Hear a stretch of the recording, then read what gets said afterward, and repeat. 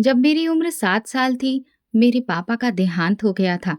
वो दिन मेरी जिंदगी का पहला जख्म लेकर आया था और शायद आखिरी सुकून भी वही ले गया था। पापा हमेशा कहा करते थे मेरी बेटी एक दिन बहुत बड़ा नाम कमाएगी, लेकिन वक्त ने उनकी बातों को सच होने से पहले ही सब छीन लिया। पापा की मिट्टी जब घर आई तो मैं जमीन पर बैठ गई। माँ की आंखें लाल थीं मगर अंदर कुछ टूट चुका था। मैंने उन्हें पहली बार बेजान आंखों से दीवार को घूरते देखा। सब लोग आए, अफसोस किया, फिर चले गए। घर जैसे सन्नाटे का जंगल बन गया था। कोई जवाब नहीं आता था। पापा के बाद सब कुछ बदल गया। चाचा, जो हर वक्त हंसते थे, अब हमें देखकर नजरें चुरा लेते। चाची, जो कभी मेरे बालों में चोटी गूंथती थी, अब ऐसे मुंह मोड़ लेती जैसे हम अजनबी हों। माँ ने एक छोटी सी फैक्ट्री में पैकिंग का काम पकड़ लिया। सुबह सूरज निकलने से पहले चली जाती और शाम को वापस आती तो थकी हुई होती, लेकिन मेरे लिए मुस्कान साथ लाती। वो मुस्कान जिसमें जिंदगी के झूठ पर पर्दा था। माँ थक जाती थी। आप मत जाया करो। नहीं बेटा, ये सब तुम्हारे लिए है। तुम पढ़ लिख जाओ तो मेरी थकान खत्म हो जाएगी। लेकिन मैं समझती थी कि उनका दिल पापा के साथ ही खत्म हो चुका है। वो सिर्फ जिंदा थी, जी नहीं रही थी। घर में खामोशी ने पैर पसार लिए थे। चाची कभी कभी कुछ ताने दे जाती। अब इस घर में तो बस बोझ ही बोझ है, और मैं अंदर से सिमट जाती। माँ कुछ नहीं कहती, बस नजरें नीची रखती और काम में लग जाती। फैक्ट्री से वापसी पर माँ जब दुपट्टा उतारती तो माथे पर पसीने के साथ मायूसी चमकती। उनके हाथों में छाले होते, लेकिन आवाज में कभी थकान नहीं आने देती। बेटा, रोटी रखी है, गरम करके खा लो। एक रात चाची की आवाज मेरे कानों में पड़ी। वो चाचा से कह रही थी, देख लिया, पहले तो पति को ही खा बैठी, अब न जाने कहाँ कहाँ घूमती फिरती है। चाचा ने बस एक ठंडी आह भरी, हमें क्या लेना देना, अपने घर की है जो करे, मुझे मत घसीटो। मेरी छोटी सी समझ कुछ ज्यादा समझ न सकी, लेकिन दिल पर चोट जरूर लगी। माँ की आंखों में अक्सर एक अक्स नजर आता, जैसे कुछ छुपा रही हो। वो कुछ कहती नहीं थी, लेकिन उनकी खामोशी बोलती थी। माँ, आप उदास क्यों रहती हैं? नहीं बेटा, मैं तो खुश हूँ। तुम हो ना मेरे पास। मेरी माँ, वो औरत जो दिन रात मेरे लिए काम करती, मुझे पढ़ाती, मेरी हर छोटी बड़ी ख्वाहिश पूरी करने की कोशिश करती, वो वाकई क्या वैसी थी जैसा लोग समझते थे? नंदिनी, कल इंग्लिश का पेपर है ना, रात को सोते वक्त एक बार फिर से रिवीजन कर लेना, और भगवान से भी कहना कि वो तुम्हारी मदद करें। माँ को बस यही फिक्र रहती कि मैं पढ़ लिख जाऊं, अपने पैरों पर खड़ी हो जाऊं। वो अक्सर कहा करती, मेरी बेटी को किसी के सामने हाथ ना फैलाना पड़े, यही मेरी कामयाबी होगी। लेकिन फिर भी चाची का व्यवहार वही रहा। वो हम पर एहसान जताती, अगर हम ना होते तो तुम दोनों सड़क पर होती। उनका हर ताना एक कांटे की तरह दिल में चुभता, लेकिन मन खामोश रहता। मैं चुप रहती, लेकिन अंदर ही अंदर वो चुप्पी मुझे मार रही थी। कभी कभी रात को मैं जागती तो देखती कि माँ खिड़की से बाहर देख रही होती। उनकी आंखें दूर किसी गहरी सोच में डूबी होती। माँ, सो क्यों नहीं रही? बस नींद नहीं आ रही बेटा। मेरी जिंदगी एक ऐसे राज के आसपास घूमने लगी थी जिसे मैं समझ नहीं पा रही थी। मैं सिर्फ इतना जानती थी कि मेरे पापा की मौत के बाद मेरी माँ एक दीवार बन गई थी। ऐसी दीवार जिसने मुझे हर हवा, हर तपिश से बचाया, लेकिन खुद हर मुसीबत को चुपचाप सह लिया। मैं मैट्रिक की पढ़ाई कर रही थी। माँ की जिंदगी जैसे एक ही दायरे में घूमती। सुबह फैक्ट्री, शाम को घर, रात को खामोशी। लेकिन एक दिन मैंने कुछ अलग महसूस किया। माँ ने नए कपड़े पहने थे, वही जो पहले कभी नहीं खरीदे थे। मीठी सी खुशबू, हल्का सा मेकअप और कानों में छोटे से झुमके। मैं चौंक कर देखती, माँ, आपने ये कपड़े कब लिए? उन्होंने नजरें चुरा ली। बस, फैक्ट्री में तनख्वाह थोड़ी अच्छी मिली, सोचा अपनी बेटी के साथ अच्छी लगूंगी। मैं मुस्कुरा दी, लेकिन दिल में कुछ खटका। माँ ने पहले कभी ऐसी बात नहीं की थी। अगले हफ्ते जब रविवार आया, माँ ने आंगन में कपड़े फैलाए और खुद नल के पास बैठकर पाँव धोने लगी। उनके पैरों में नई पायलें थीं। मैंने कभी उन्हें जेवर में दिलचस्पी लेते नहीं देखा था। माँ, ये पहली फैक्ट्री के मालिक ने तोहफे में दी है। अच्छी लगी? हाँ, अच्छी है। मगर मेरे दिल में एक सवाल और पैदा हुआ। उसी दिन शाम को माँ ने मुझसे कहा, बेटा, खाना फ्रिज में है, मैं जरा बाहर तक जा रही हूँ, देर हो सकती है। ये भी नया था। माँ पहले कभी शाम के बाद घर से नहीं निकलती थी। अगले दिन जब माँ फैक्ट्री से आई तो उनके हाथ में एक बैग था। अंदर से नीले रंग का खूबसूरत सूट निकाला। ये किसके लिए? अपने लिए लिया है। तुम्हें कैसा लगा? अच्छा है। माँ हर दूसरे दिन कुछ नया ले आती थी, कभी सैंडल, कभी लिपस्टिक, कभी हैंडबैग। मैं चुप रही, लेकिन रोजाना का ये बदलाव मेरे मन में हलचल पैदा करने लगा। फिर एक दिन स्कूल से वापस आई तो माँ किसी औरत के साथ बैठी थी। वो औरत चमचमाती साड़ी पहने, रंगे हुए बाल, हाथों में भारी भरकम चूड़ियां। ये बड़ी मैडम है, नंदिनी, नमस्ते करो। माँ ने कभी किसी को इस नाम से नहीं बुलाया था। वो औरत मुझे देखकर बोली, यही है तुम्हारी बेटी? बहुत मासूम लगती है। मैं नमस्ते करके अंदर चली गई। दरवाजा बंद करते हुए मैंने सुना, काम की बात कर लेती हूँ। जैसा तय हुआ था, वक्त पर आ जाया करो। काम? कैसा काम? मेरी उलझन गहरी हो गई। एक और शाम माँ ने हाथ में मेहंदी लगा रखी थी। मैंने सवाल किया तो बोली, फैक्ट्री में शादी है किसी की, बस ऐसे ही लगा ली। उनके चेहरे पर एक अलग सी चमक थी। पहली बार मुझे महसूस हुआ कि वो खुद को देखने लगी हैं, जैसे कोई नई जिंदगी शुरू हो रही हो। एक दिन छुट्टी थी। माँ ने कहा, बेटा तुम जरा मोहल्ले से दही ले आओ, मैं नहा रही हूँ। जब मैं वापस आई तो माँ आईने के सामने खड़ी लिपस्टिक लगा रही थी। उनके बाल खुले थे, चेहरा मेकअप से चमक रहा था। माँ, कहाँ जा रही हैं आप? बस एक सहेली की बेटी का फंक्शन है। फंक्शन? मेरी माँ और फंक्शन? ऐसा पहले कभी नहीं हुआ था। फिर एक दिन फैक्ट्री की एक औरत हमारी गली से गुजरी। उसने मुझे देखा और बोली, माँ कैसी है? अब तो फैक्ट्री भी कम ही आती हैं। मैंने कहा, जी ठीक है, अच्छा लगता है। अब कोई और काम शुरू कर लिया होगा। फैक्ट्री का माहौल उन जैसा कहाँ। मैंने कुछ नहीं कहा, लेकिन अब मेरे दिमाग में हर चीज एक अलग ही रूप बनाने लगी थी। चाची ने भी एक दिन कह दिया, अब देख रही हूँ, तुम्हारी माँ को तो हमसे बात करने की भी फुर्सत नहीं। जेवर, कपड़े, सब कुछ हो गया है। मैं अंदर ही अंदर परेशान हो गई। क्या माँ मुझसे कुछ छुपा रही है? वाकई उनकी जिंदगी में कोई नया मोड़ आ गया है। माँ की आदतों में धीरे धीरे वो सब बदलाव आ रहे थे जो पहले कभी नहीं देखे थे। महंगे टॉप, सिल्की कपड़े, खुशबू और कभी कभार देर से आना। एक दिन माँ ने कहा, नंदिनी तुम अब बड़ी हो गई हो, कुछ बातें बड़ी उम्र में ही समझ आती हैं, बस मुझ पर भरोसा रखो। मैंने कहा, माँ मैं भरोसा करती हूँ, बस डर लगता है आप कहीं खो न जाएं। उन्होंने मेरे माथे पर हाथ फेरा।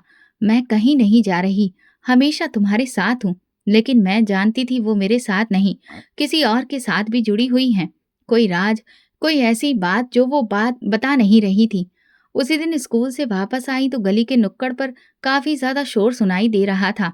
जैसे ही घर के दरवाजे पर पहुंची, आवाज तेज हो गई। तो समझती क्या है अपने आप को? ये शरीफों का मोहल्ला है। चाची की चीख थी। दरवाजा खोला तो सामने आंगन में चाची और माँ आमने सामने खड़ी थी। चाची की आंखें अंगारों की तरह जल रही थी और माँ के चेहरे पर वो खामोशी नहीं थी जो हमेशा रहती थी, बल्कि एक अजीब सी कैद नजर आ रही थी। मैंने क्या किया है? तुम्हें क्या मुसीबत है मुझसे? माँ ने दबे लहजे में कहा। चाची तुरंत पलटी। मुसीबत? मुसीबत यह है कि तुम अब मोहल्ले में बातें बनवाने लगी हो। एक फैक्ट्री में काम करने वाली औरत के पास इतना पैसा कहाँ से आता है? नए कपड़े, मेकअप, वो औरतें जो तुमसे मिलने आती हैं, ये सब क्या है? माँ ने अपना पल्ला ठीक करते हुए कहा, मेरा जीना दुश्वार कर दिया है तुमने। मैं तुम्हारे सहारे नहीं जी रही, अपने बल पर खड़ी हूँ। चाची की आवाज और तेज हो गई। अपने बल पर? कौन सा बल? जिस रास्ते पर चल रही हो वो ना इज्जत का है, ना खुददारी का। मैं कुछ लम्हों तक दंग रह गई, फिर पास जाकर कहा, चाची क्या हो रहा है? चाची ने मेरी तरफ इशारा करके कहा, नंदिनी तुम जवान हो गई हो, आंखें खोलो। तुम्हारी माँ अब वो नहीं रही जो तुम समझती हो। मोहल्ले की औरतें बातें करती हैं, तुम्हारी माँ गंदी जगह पर जाती है और ये सब चीजें वहीं से आती हैं। माँ ने मेरे सामने हाथ जोड़ लिए। बस करो, नंदिनी के सामने मत बोलो। चाची पीछे नहीं हटी। मैं अब चुप नहीं रहूंगी। तुम्हें लगता है ये मोहल्ला अंधा है? सब जानते हैं तुम कहाँ जाती हो, किसके साथ जाती हो, और अब ये सब अपनी बेटी को भी सिखाओगी? माँ ने कुछ नहीं कहा, बस अंदर चली गई। मैं पीछे गई, लेकिन उन्होंने दरवाजा बंद कर लिया। कमरे में खामोशी थी, सिर्फ सांसों की आवाज सुनाई दे रही थी। मैं पलटी तो चाची वहीं पर खड़ी थी। सख्त लहजे में बोली, याद रखना नंदिनी, तुम्हारी माँ तुम्हें भी इसी रास्ते पर लगा देगी। ये औरत अब अच्छी नहीं रही। शाम तक माँ कमरे से बाहर नहीं आई। मैंने कई बार दरवाजा खटखटाया, जवाब नहीं मिला। अगली सुबह जब स्कूल जाने लगी तो माँ ने बिना मेरी तरफ देखे बस इतना कहा, बेटा किसी की बातों पर ध्यान मत दो, मैं तुम्हारी माँ हूं और हमेशा रहूंगी। मैं कुछ ना बोली। दिल में सवाल थे मगर शब्द नहीं थे। कई दिन ऐसे ही गुजरे। मोहल्ले की औरतें मुझे देखकर बातें करती, कभी हंसती, कभी तरस भरी नजरों से देखती। एक दिन स्कूल से आते हुए रानी आंटी ने बुला लिया। नंदिनी बेटा, तुमसे कुछ कहना था। तुम्हारी माँ अच्छी औरत है, लेकिन दुनिया अच्छी नहीं है। इस रास्ते से बचो, वरना बहुत कुछ खो दोगी। मैंने नजरें झुका ली। आंटी, मुझे कुछ समझ नहीं आता। उन्होंने धीरे से कहा, कभी माँ का पीछा कर लेना तो खुद पता चल जाएगा। उस रात मुझे नींद नहीं आई। माँ आकर मेरे पास बैठ गई। तुम परेशान हो? मैंने सर हिलाया। लोग बहुत कुछ कह रहे हैं माँ। उन्होंने मेरे सर पर हाथ फेरा। लोगों का काम है कहना, तुम बस अपने दिल की सुनो। लेकिन मेरा दिल अब शोर मचाने लगा था। जो सवाल कभी दबे दबे से थे, अब चीखने लगे थे। चाची का इल्जाम, मोहल्ले की बातें और माँ की खामोशी, सब कुछ उलझता जा रहा था। एक शाम चाची ने मुझे बुलाया। माँ किसी काम से बाहर गई हुई थी। मैं किचन में रोटियां पका रही थी। चाची ने कहा, नंदिनी जरा मेरे साथ आओ, कुछ बात करनी है। मैं चुपचाप उनके साथ चली गई। वो मुझे छत पर एक कोने में बिठाकर बोली, देखो बेटा, मैं तुम्हारी दुश्मन नहीं हूँ। मैं कुछ नहीं बोली, सिर्फ उनकी तरफ देखा। तुम अभी बच्ची हो, लेकिन तुम्हें पता होना चाहिए कि तुम्हारी माँ क्या कर रही हैं। जिसे तुम माँ समझ रही हो, वो अब सिर्फ माँ नहीं रही, वो औरत बन चुकी है। चाची, आप क्यों ऐसी बातें करती हैं? मेरी आवाज में डर था। उन्होंने गहरी सांस लेकर कहा, मैं तुम्हें वो सब कुछ बताने लगी हूँ जो शायद तुम्हें कोई और ना बताए। तुम्हारी माँ कोठे पर जाती है, वो जो मोहल्ले के नुक्कड़ पर बड़ा सा पुराना मकान है ना, वहीं। मैं चौंक कर उनकी तरफ देखने लगी। दिल जैसे जोर से धड़का। मैंने अपनी आंखों से देखा है, रंगीन साड़ी, घुंघरू, पान की खुशबू और वो सब लोग जिन्हें शरीफ लोग अपने घर में बैठने भी नहीं देते, वो सब तुम्हारी माँ के आस पास होते हैं। आपको गलतफहमी हुई है चाची, मैंने कमजोर लहजे में कहा। वो बोली, गलतफहमी? बेटा, ये मोहल्ला अंधा नहीं है, हर चीज देखी जाती है। तुम्हारी माँ फैक्ट्री नहीं जाती, वो अब दूसरा काम कर रही है। और तुम जानती हो वहां क्या काम होता है? मैंने नजरें झुका ली। उनके शब्द जैसे दिमाग में गूंजने लगे। मुझे लगा मैं बहरी हो जाऊंगी। एक औरत जब इज्जत की कमाई छोड़ दे और रास्ता बदल ले, तो उसकी चाल, उसकी बात, उसके कपड़े सब बदल जाते हैं। क्या तुमने नोट नहीं किया? तुम्हारी माँ पहले कैसी थी, अब कैसी है? मैंने और कुछ नहीं सुना। उठना चाहा तो उन्होंने मेरा हाथ पकड़ लिया। बेटा, तुम मेरी भतीजी हो, इसीलिए कह रही हूँ, वरना कल तुम भी इसी रास्ते पर चली गई तो क्या हम मुंह दिखाने के काबिल रहेंगे? तुम्हारी माँ ने अपने लिए जो किया वो ठीक है या गलत, भगवान जाने, लेकिन तुम अभी मासूम हो।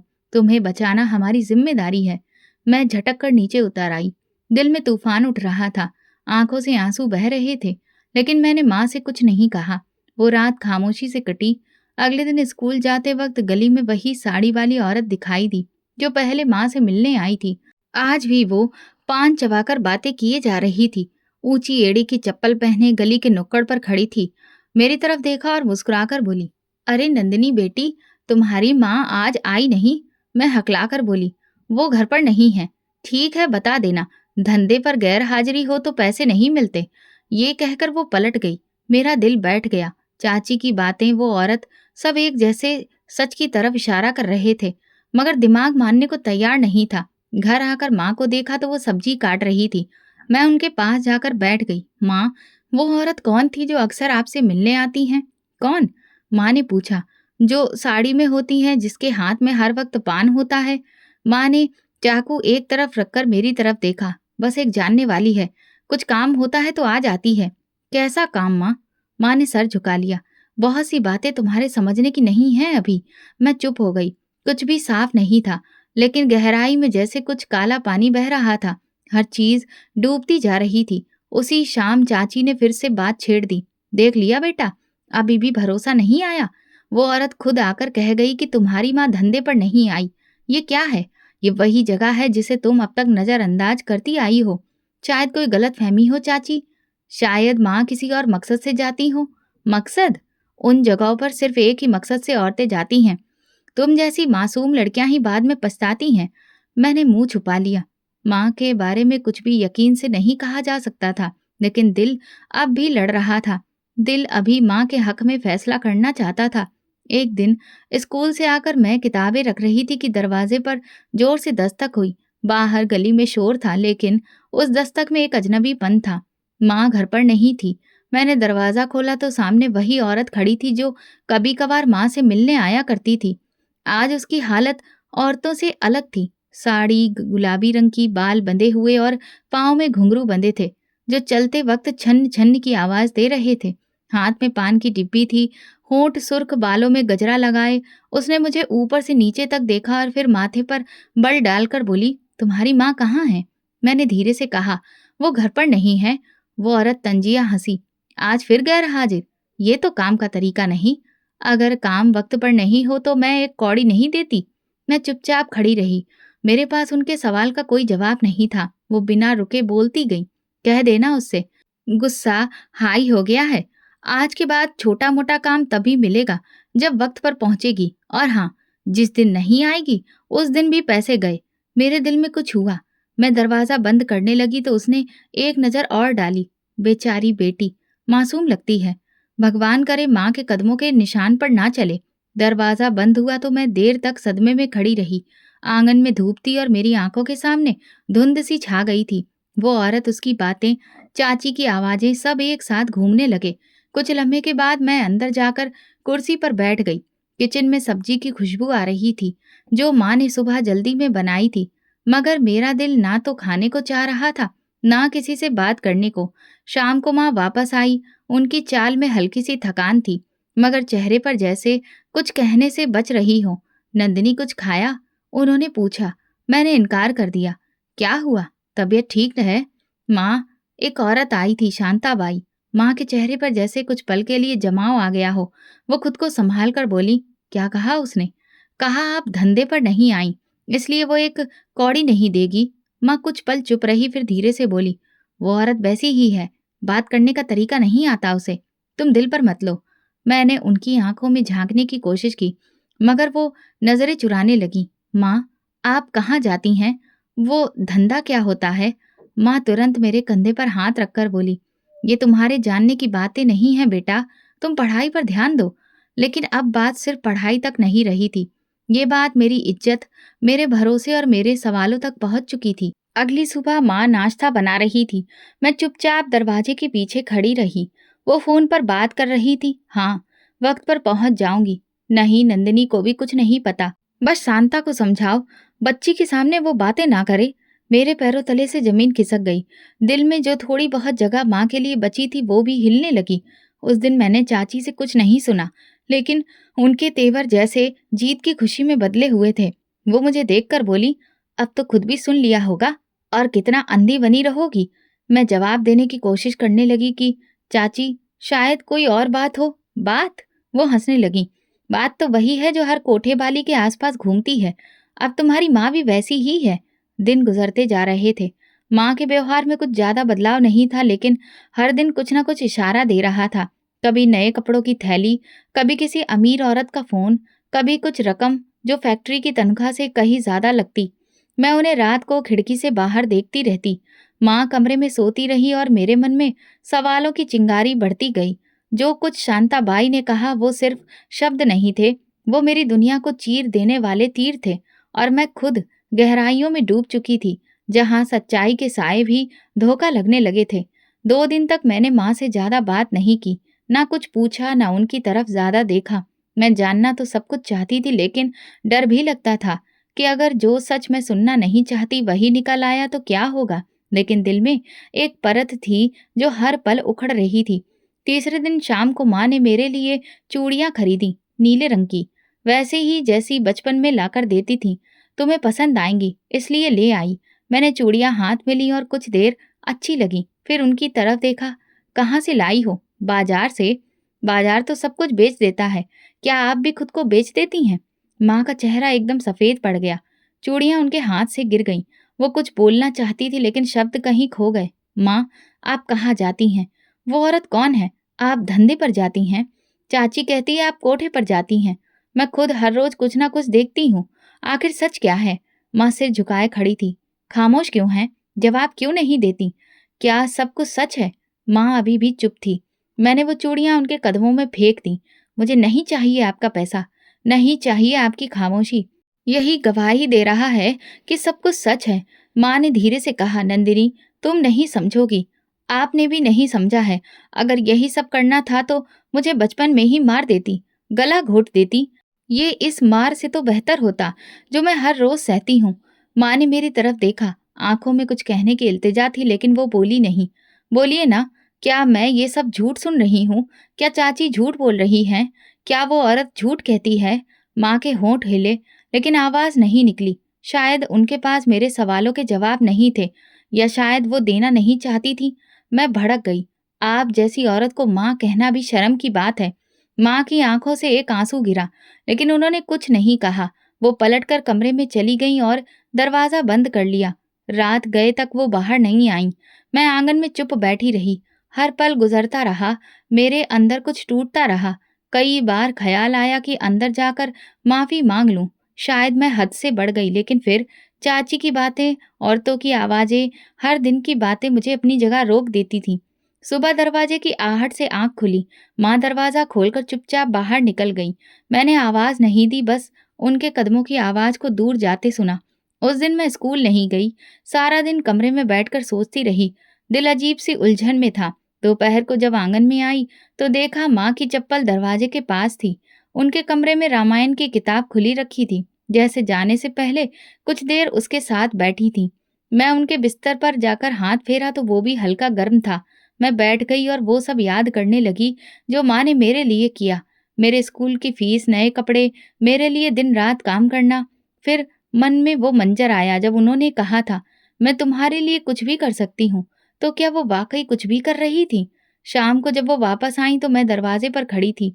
उन्होंने मेरी तरफ देखा, आंखों में थकान और सवाल दोनों थे। कुछ खाया? मैंने इनकार में सिर हिलाया। नहीं। खा लो, भूखे रहने से दिल नहीं भरता। मैं चुप रही। उनके चेहरे पर वही पुरानी नमी थी, लेकिन अब मैं उनकी नरमी के पीछे की सच्चाई जानना चाहती थी। आज नहीं, शायद कल, लेकिन अब सवाल का जवाब चाहिए। उन्होंने मेरे सिर पर हाथ रखा। तुम मेरी बेटी हो नंदिनी, मैं तुम्हें कभी दुख नहीं दूंगी, बस इतना याद रखना। मैंने कुछ नहीं कहा, लेकिन दिल में वो लम्हा ठहर गया जब मैंने उन्हें कहा था, मार देती तो बेहतर था। वो शब्द अब मेरे दिल पर बोझ बन चुके थे। कमरे में आकर आईने में देखा तो खुद से नजरें नहीं मिला पाई। सॉरी। मैं जानती थी वक्त आ गया है कि मैं सच खुद तलाश करूं। खामोशी अगर गुनाह है तो मैं खुद गवाह बनना चाहती हूँ, और अगर वो बेगुनाह है तो मैं खुद उनकी बेगुनाही का सबूत बनूंगी। उस रात के बाद मेरे अंदर कुछ बदल गया था। मुझे एहसास हो गया था कि शक की आग में जलते रहने से बेहतर है कि सच का सामना किया जाए। अब मैं खुद अपनी आंखों से देखना चाहती थी कि माँ कहाँ जाती है, किससे मिलती है, और उनके बारे में जो कुछ कहा जा रहा है उसमें कितनी सच्चाई है। अगले दिन माँ ने सुबह जल्दी नाश्ता बनाया और किचन में मुझे आवाज दी, नंदिनी, रोटी गरम कर लेना, मैं जरा काम से जा रही हूँ। मैंने सिर हिलाया। दरवाजा बंद होने की आवाज सुनते ही मैं चुपके से कमरे में गई, दुपट्टा उठाया, जूते पहने और दरवाजे से बाहर निकल गई। माँ गली से मुड़ चुकी थी, लेकिन उनके कदमों की रफ्तार का मुझे अंदाजा था। मैं थोड़ा दूर रहकर उनका पीछा करने लगी। वो मोहल्ले के आखिरी कोने से निकलकर मेन सड़क पर आ गई। मैंने 2-3 बार खुद को दुकानों के पीछे और मोड़ों पर छुपाया ताकि वो मुझे देख ना ले। वो एक रिक्शा में बैठी और मैं तुरंत पास के रिक्शे में बैठकर पीछे चल पड़ी। कुछ ही देर में हम शहर के पुराने हिस्से में दाखिल हो गए। यहाँ गलियां तंग थीं, मकान खस्ता, लेकिन कुछ बिल्डिंग्स पर चमकते हुए बल्ब और रंग-बिरंगी रोशनियां साफ बता रही थी कि ये कोई आम इलाका नहीं। माँ ने रिक्शे से उतरकर एक गली का रुख किया। मैं थोड़ा पीछे रुकी और रिक्शा वाले को पैसे देकर तेजी से उनके पीछे चल दी। वो एक बड़े दरवाजे के पास जाकर रुकी थी, जिसके ऊपर लकड़ी का पुराना सा बोर्ड लगा हुआ था। मैंने खुद को एक खंबे के पीछे छुपा लिया और वहां खड़ी हो गई। माँ दरवाजे पर खड़ी थी। उन्होंने साड़ी का पल्लू ठीक किया, बालों और हाथ पांव को संवारा और दरवाजे पर हल्की सी दस्तक दी। कुछ ही पलों में दरवाजा खुला और माँ अंदर चली गई। मेरे पैरों तले जमीन खिसक गई। जब वो नजरों से गायब हो गई तो मैं धीरे धीरे दरवाजे के पास गई। सामने तख्ती पर जो लिखा था उस पर चमकती हुई सुनहरी स्याही में लिखा था, तितलियों का चमन सिर्फ अमीर लोगों का दिल बहलाने के लिए। ये पढ़ते ही मेरी आंखों के सामने अंधेरा छा गया। दिल की धड़कन तेज हो गई, जैसे शरीर में खून की रफ्तार बढ़ गई हो। मैं एक कदम पीछे हटी और दरवाजे की दीवार से लग गई। इतने में अंदर से मौसीकी की धीमी आवाज आने लगी, जैसे किसी प्रोग्राम की तैयारी हो। हंसी की आवाजें, घुंघरुओं की झनकार और कभी कभार मर्दाना ठहाके। ये वो सब कुछ था जिससे मैं हमेशा घृणा करती आई थी, गंदा, बदनाम और शर्मनाक समझती थी। कुछ देर के बाद एक नौजवान जो महंगे कपड़े पहने था दरवाजा खोलकर अंदर गया। पीछे से एक औरत ने उसका स्वागत किया और फिर दरवाजा बंद कर दिया। मैं दीवार के पीछे से ये सब देख रही थी। माँ अंदर मौजूद थी और वो जगह, वो माहौल, सब कुछ चाची की बातों को सच साबित कर रहा था। मगर इसके बावजूद मेरे दिल में एक शक बाकी था। क्या वाकई माँ वही सब कुछ कर रही थी जिसका मुझे संदेह था, या फिर कोई और सच्चाई भी छुपी थी जिसे मैं नहीं जानती थी? इसी बीच एक ऑटो रिक्शा आकर रुका और उसमें से दो आदमी उतरे। एक ने सिगरेट जलाया और दूसरा अंदर की ओर देखते हुए बोला, सुना है आज नया माल आया है।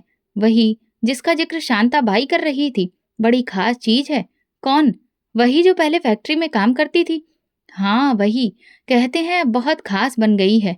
मैंने सांस रोक ली। ये बात मेरी माँ के बारे में थी। अब न केवल मोहल्ले वाले बल्कि यहाँ के बाकी लोग भी माँ के बारे में वही बातें कर रहे थे। मैं तुरंत वहां से हट गई और कोने में जाकर बैठ गई। मेरे हाथ कांप रहे थे और दिल सुन्न हो गया था। आंखों के सामने माँ का अंदर जाना बार बार घूम रहा था। दिमाग तो वापस आ चुका था मगर दिल अभी भी बेचैन था। उस रात नींद मुझसे कोसों दूर थी। तख्ती पर जो लिखा था वो मेरी आंखों में छप चुका था। अब मेरे पास खामोशी का कोई बहाना नहीं था। मैंने सच देख लिया था। अब केवल सच्चाई का सामना करना बाकी था। अगले दिन मेरे मन में कुछ और ही चल रहा था। जो कुछ कल देखा था उसने मेरी सहनशीलता की सीमा छू ली थी। मगर एक हिस्सा अब भी कह रहा था, शायद अंदर कुछ और हो। शायद माँ मजबूरी में वहां गई हो, शायद कोई कारण हो। लेकिन अब ये तसल्ली मुझे संतोष नहीं दे पा रही थी। मैंने फैसला किया कि एक बार फिर खुद जाकर देखूंगी, और इस बार कुछ भी छुपा नहीं रहेगा। माँ आज फिर सुबह सवेरे तैयार होकर गई। साड़ी, चूड़ियां, हल्की खुशबू और बालों में गजरा।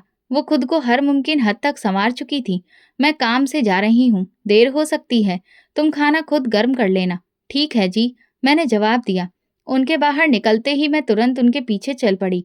उसी रास्ते पर जहाँ कल देखा था, पुराना इलाका, वही बड़ा सा दरवाजा। मैं एक दुकान के पीछे छुप गई और कुछ देर तक सब देखती रही। कुछ ही पलों में दरवाजा खुला और माँ अंदर चली गई। मैं पास ही बैठ गई। वक्त गुजरता गया। शाम की रोशनी धीरे धीरे धुंधली होने लगी। कुछ ही देर में दरवाजा फिर खुला।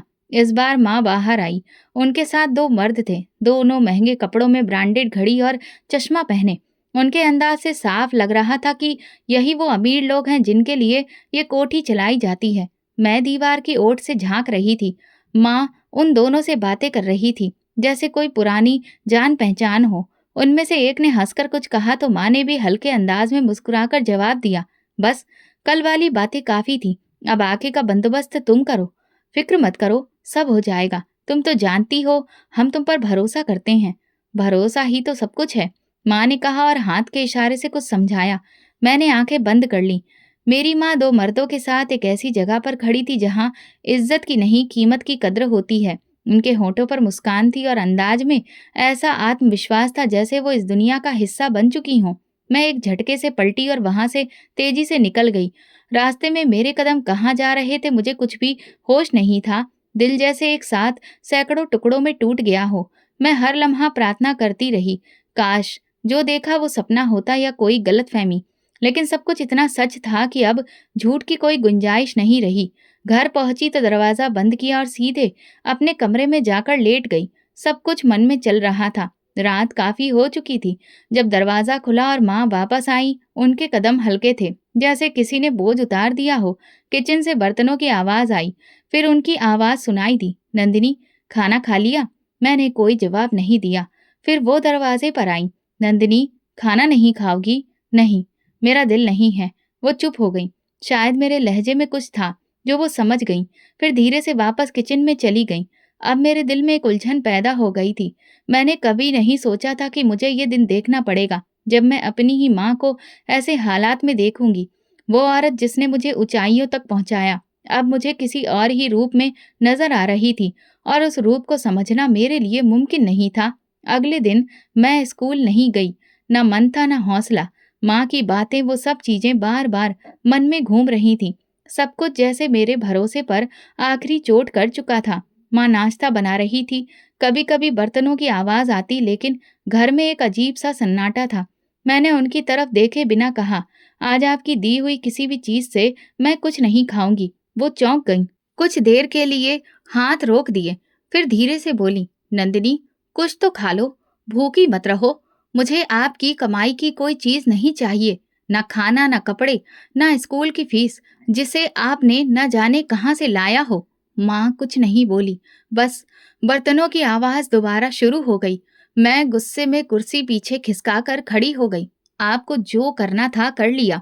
अब मेरे लिए बस इतना करें कि मेरे करीब मत आइए। वो मेरी तरफ पलटी। आंखों में नमी थी मगर जुबान खामोश। मैं तुम्हारी माँ हूँ नंदिनी। माँ वो होती है जो अपनी औलाद को इज्जत दे, शर्मिंदगी नहीं। मुझे नहीं चाहिए ऐसी माँ जो दूसरों के कदमों में बैठी हो। वो एक कदम आगे बढ़ी, लेकिन मैं पीछे हट गई। बस, अब मुझे आपसे कुछ नहीं सुनना। आपने मेरी जिंदगी बर्बाद कर दी है। माँ की आंखों में आंसू थे मगर उन्होंने चेहरा मोड़ लिया। शायद वो समझ गई थी कि अब कुछ कहना बेकार है। दोपहर को मैंने अपने कपड़े और किताबें एक थैले में रखी, चाची के कमरे के बाहर जाकर कहा, मैं आपके साथ रहना चाहती हूँ, अगर आप इजाजत दें। चाची ने हैरानी से देखा। क्यों? माँ से तुम्हारा कोई रिश्ता नहीं रहा? मैंने चुपचाप सिर हिला दिया। वो खामोशी से अंदर गई और फिर पलटकर बोली, ठीक है, मेरे कमरे में जगह है, लेकिन याद रखो, मैं तुम्हारी माँ नहीं हूँ। मैंने सहमति में सिर हिला दिया। शाम तक माँ ने कुछ नहीं पूछा, न रोका, ना ही पास आई। उन्होंने बस एक नजर डाली, जैसे सब कुछ जानती हूँ, और फिर कमरे में वापस चली गई। अगली सुबह मैंने स्कूल की यूनिफॉर्म खुद धोई, नाश्ता खुद बनाया। दरवाजे से निकलते वक्त एक बार भी पीछे मुड़कर नहीं देखा। चाची के साथ रहना आसान नहीं था, मगर अब मेरे पास कोई और रास्ता नहीं था। मोहल्ले में लोग अब भी बातें करते थे, लेकिन अब मैं नजरअंदाज करना सीख चुकी थी। माँ दिन भर खामोश रहती थी। उनकी आंखों में कैसी थकान रहने लगी थी जो पहले नहीं थी, मगर अब वो मेरे लिए अजनबी बन चुकी थी। जब कभी आंगन में सामना होता तो वो मुझे रोकने की कोशिश करती। बेटा, थोड़ा वक्त दो, सब समझ आ जाएगा। मुझे अब कुछ नहीं समझना। मैं अपनी माँ खो चुकी हूँ, और जो आप हैं उनसे मेरा कोई रिश्ता नहीं है। एक रात वो देर से घर लौटी थी। मैं आंगन में बैठी थी। उन्होंने पूछा, खाना खाया? आपको लगता है कि मैं आपकी कमाई से खाऊंगी? ये सब तुम्हारे लिए ही तो कर रही हूँ नंदिनी। उनकी आवाज भारी हो गई थी। अगर मेरे लिए ये सब किया तो फिर तो आपको बहुत पहले ही मुझे मार देना चाहिए था। माँ की आंखों से आंसू बहने लगे। उन्होंने कुछ और कहना चाहा, फिर चुप हो गईं। चाची ने दूसरे दिन तंजिया अंदाज में कहा, आखिरकार तुम्हें अकल आ गई। हम कब से कह रहे थे तुम्हारी माँ वो नहीं जो नजर आती है। मैंने कुछ नहीं कहा। अब ना किसी का सहारा चाहिए था, ना सफाई। मैं अपनी माँ से हर रिश्ता खत्म कर चुकी थी। एक दिन माँ ने खामोशी से मेरा यूनिफॉर्म धोकर आंगन में सुखा दिया। मैंने उसे वापस ले जाकर उनके दरवाजे के बाहर रख दिया। साथ ही एक कागज पर लिखा, मेहरबानी करके मेरे कपड़ों को मत छुएं। पढ़ने के बाद माँ ने वो कागज तय करके अपनी जेब में रख लिया और दरवाजा बंद कर लिया। उसी रात बारिश हुई। कमरे की छत से पानी टपक रहा था। मैं जागी और देखा, माँ छत पर चढ़ी हुई थी, भीगती हुई। वो एक सुराख बंद कर रही थी। वो मुझे भीगने से बचा रही थी। मैं चुपचाप खिड़की से उन्हें देखती रही, मगर दरवाजा नहीं खोला।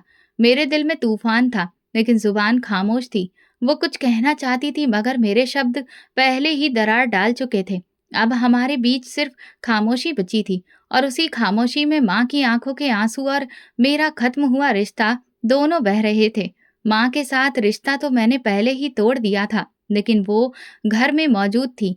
अपने कमरे में चुपचाप रोज सुबह जाती, शाम को वापस आती और खामोशी से दीवारों से बातें करती।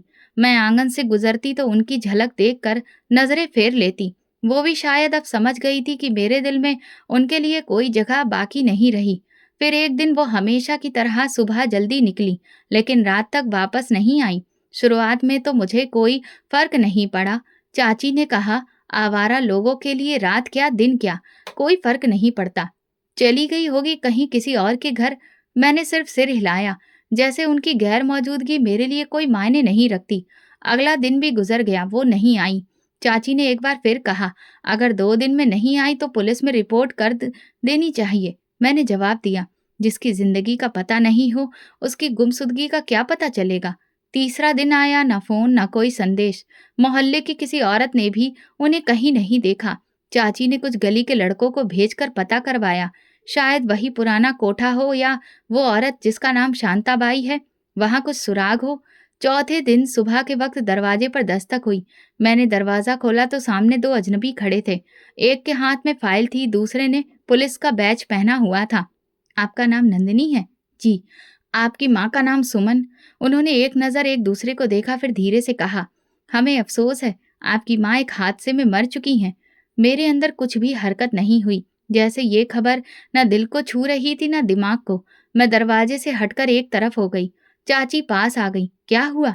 पुलिस वाले ने जवाब दिया, रात को शहर के पुराने इलाके में एक बिल्डिंग में धमाका हुआ। आपकी माँ वहीं मौजूद थी। चाची ने तुरंत कहा, तो वो किसी धंधे में ही मरी है। हमें पहले ही शक था। पुलिस वाले ने कुछ औपचारिक सवाल किए, शिनाख्त के लिए फॉर्म दिया और कहा, डेड बॉडी को अस्पताल में भेज दिया गया है। आप लोग पहचान कर लें ताकि अंतिम संस्कार का बंदोबस्त हो सके। मैं चुप हो गई। कुछ भी महसूस नहीं हुआ। चाची ने मेरा हाथ पकड़ा, चलो अब ये जिम्मेदारी भी पूरी करो। जो भी थी माँ थी तुम्हारी। अस्पताल के मुर्दाघर में सफेद चादर में लिपटी लाश रखी थी। एक पल को मुझे सांस रोकनी पड़ी। वही चेहरा, वही झुर्रियां, वही हाथ जिन्होंने बचपन में मेरा हाथ थामा था, अब बेजान थे। चाची ने कान में कहा, अभी वक्त है, माफी मांग लो। मैंने कोई जवाब नहीं दिया। अंदर कुछ नहीं था, जैसे दिल दिमाग बंद हो चुके थे। माँ की डेड बॉडी आंगन में रखी थी, सफेद कफन में लिपटी हुई, लेकिन एक अजीब सी खामोशी थी जिसमें बहुत गहराई थी, जैसे कोई बहुत बड़ी जंग जीत कर वापस आया हो। मोहल्ले की औरतें आसपास बैठी थी, कुछ अफसोस कर रही थी, कुछ बस देख रही थी। लेकिन जो सबसे हैरान करने वाली बात थी, वो खुशबू थी।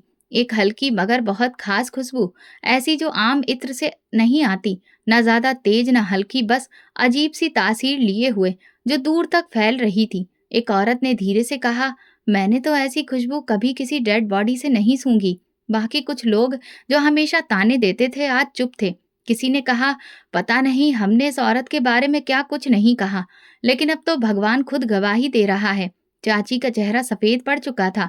वो बार बार मेरी तरफ देखती, जैसे कुछ पूछना चाहती हो कि ये सब क्या हो रहा है। मैं नजरें झुका ली, क्योंकि मेरे पास भी कोई जवाब नहीं था। दोपहर तक आंगन में लोग जमा हो गए, कुछ जानने वाले, कुछ मोहल्ले वाले और कुछ वो जिन्हें मैंने पहले कभी नहीं देखा था। उनके कपड़े, अंदाज और व्यवहार से लग रहा था कि वो आम लोग नहीं हैं।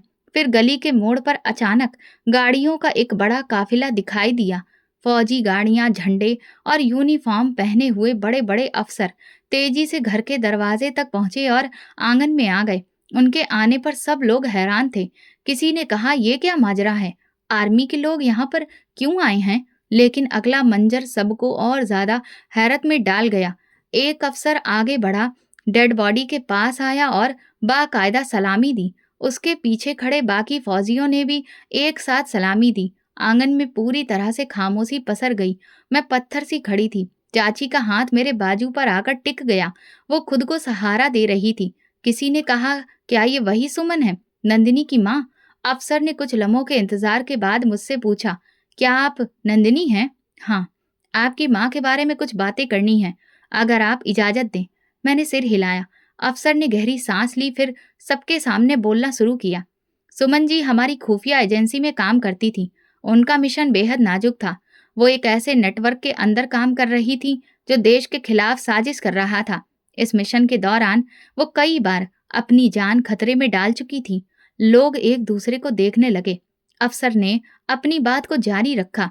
उनकी पहचान हमेशा छुपी रही, यहाँ तक कि उनके अपने करीबी भी उनकी सच्चाई से अनजान थे। लेकिन जो कुर्बानी उन्होंने दी, उसकी जितनी तारीफ की जाए कम है। कल रात के हादसे में उन्होंने अपनी जान देकर कई और जानें बचाई हैं।